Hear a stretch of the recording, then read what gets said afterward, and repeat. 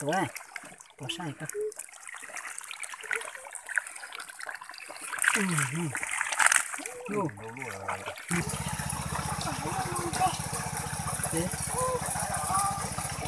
Đây.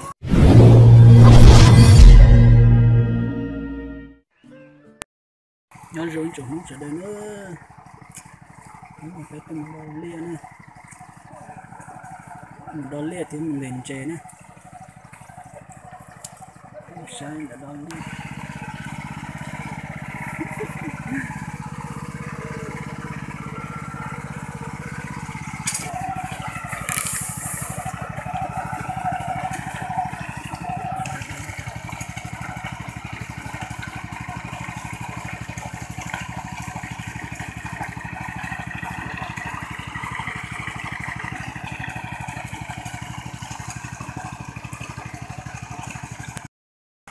Lên chế đó. Lên chế đó.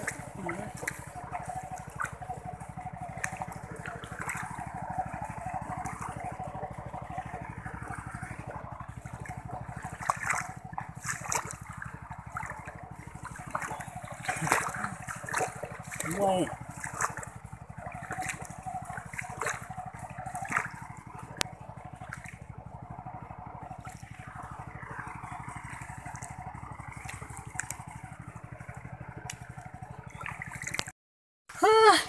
Đây từ Puffy.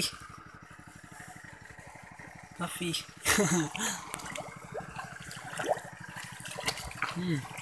Puffy nữa.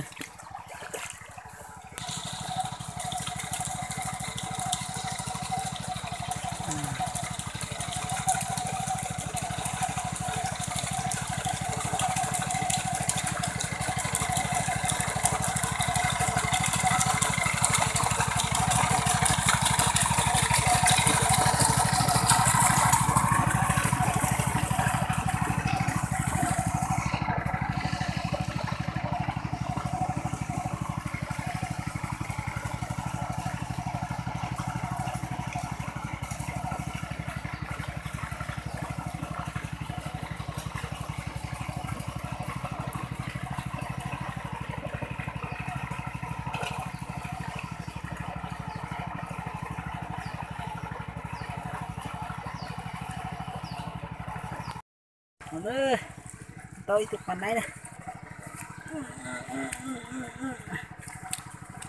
Coffee này. Cái tập phần này nè. Ôi giời. Ôi dồi.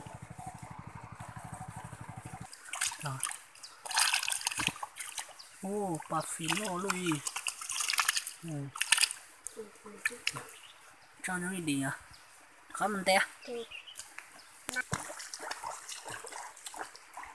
Đồ hái nó ta.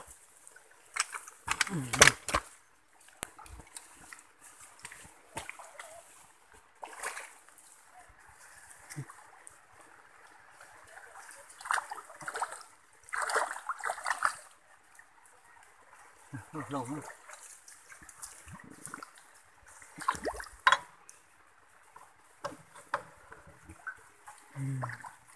Tới sao nữa?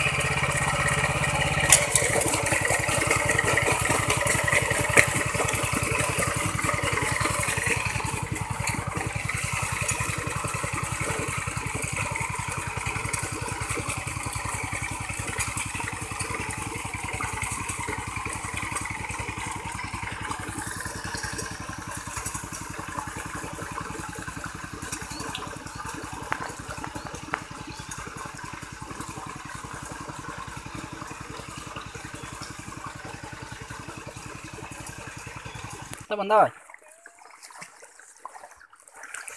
thấy xe tuổi này có sai cơ. Vô. Có bớt tỏi ta. Lúc còn nãy lia thay rồi mày, tu. Nó cho nó kích vậy thì. Con này Nó đi ta. con này phải dúa. Mà thấy à? Con này phải dúa. Nó liệu coi cái gì? Nè, nó cho ta. Nó cho máy lột ra, nó gì vậy? Con này con chứ.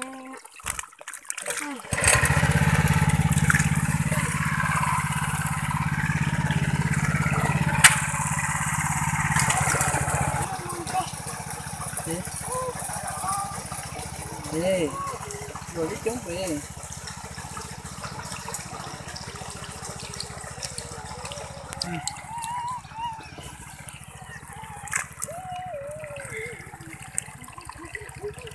Vô.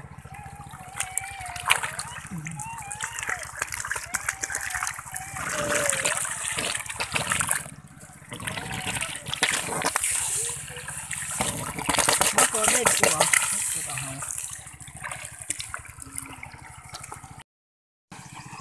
nè, cà phê nè,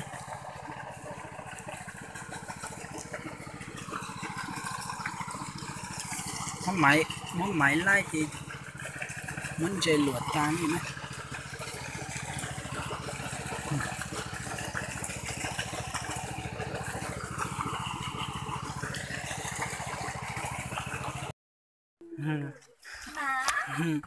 Quên đã cho chị cả đó rồi, quên về đâu.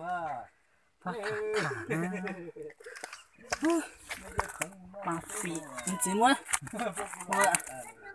bạn này bớt, có liệt à? Có thể à. Chị giáo trường gái từ bạn này nói rồi. Cà phê cá này. Nè. Đâu lúc bảo phi cá đua cả. Đùa, khi có cá đùa vô. Tiêm hả? Người chỉ làm chế.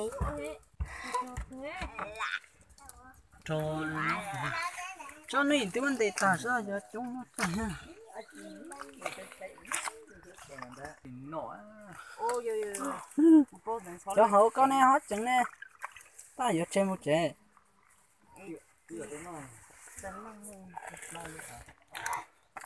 Bỏ luôn đi. Bỏ luôn đi.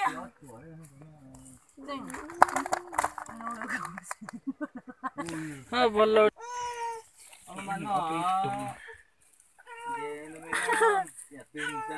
Chú cụ ta. Ông này cái gì bánh chế, ông này đéo thùng nhiều. Hô, cụ nhiệt ta nó.